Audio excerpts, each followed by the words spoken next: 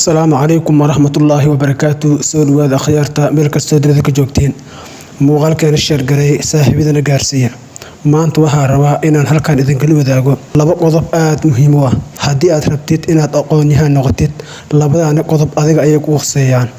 أنت الموغال كان أجود قلين مركه وها روا إن أم حنقو أصحابته نغفرن marka hore waxaan rabaa inaan aad iyo aad ugu mahadceliyo asxaabtana gaarsiisay 500 oo subscribe aad iyo aad u mahadsantihiin asxaabtana cusubna waxaanu leenahay soo dhawaada haddii aanu soo laabano muuqaalkeena maanta waxaan rabaa inaan halkan ku soo gudbiyo laba qodob oo aad muhiim u ah qof kasta oo raba inuu aqoon yahan noqdo labadaana qodob asaga ay khuseeyaan qodobka koowaad wax akhriska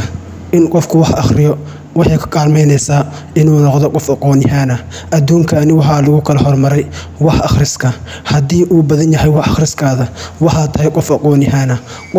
qofka kale intuu wax ka akhris badan yahay ayuu aqoon ahaan ka sareeyaa haddii aad akhriskaada uu badan yahay waxaad noqonaysaa qof xog fara badan ogaan kara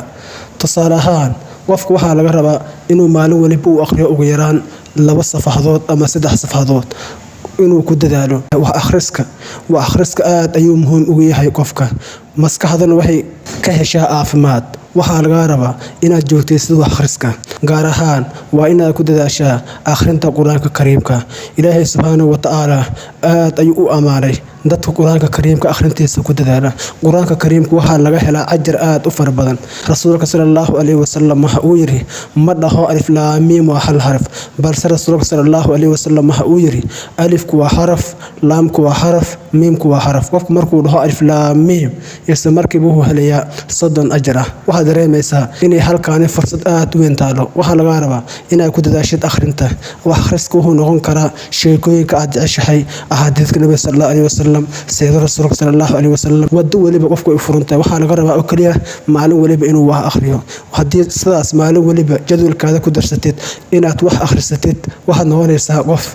aqoonta gadaashiisa loo fadhiisto qodobka labaad ka duceyso macalinkaada waa qodob aad muhiim ah sanadahan dambe waxaa soo baxay dhalinyaro macalimiintooda aynays waa khasaare aad weyn waxaa laga rabaa inaad macalinkaada ka duceysatid dadkii naga horeeyay macalimiinta aad ay u ixtiraami jireen waxbarashada waxay ka gaareen heer sare waxaa laga rabaa inaad macalinkaada ka duceysatid waa inaad macalinkaada u jajilcanaatid wixii ku dir waa inaad u samaysid hadalkii ku dhaho waa inaad diyaar u ahaatid sanadahan dambe waxaa jira arday dhexeysa aniga bishii lagaan bixiya macalinka muxuu iga rabaa lacagta aad bixisid iyo waxyaabaha lagu baray wax isku dhigmo ma ahaan waxaa laga rabaa inaad macalinkaada aad u duceysid mar waliba aad u mahadnaqdid Abdullah ibn Abbas wuxuu yiri man allamani harf sirtu lahu abd qofkii hal xarf ibaro adoon ayaan u noqonay hal xarf oo kaliya waxa dareemaysaa muhiimadda uu leeyahay macalinka waxa laga rabaa macalinkaada inaad mar waliba ka duceysatid oo aadan ku afcelinin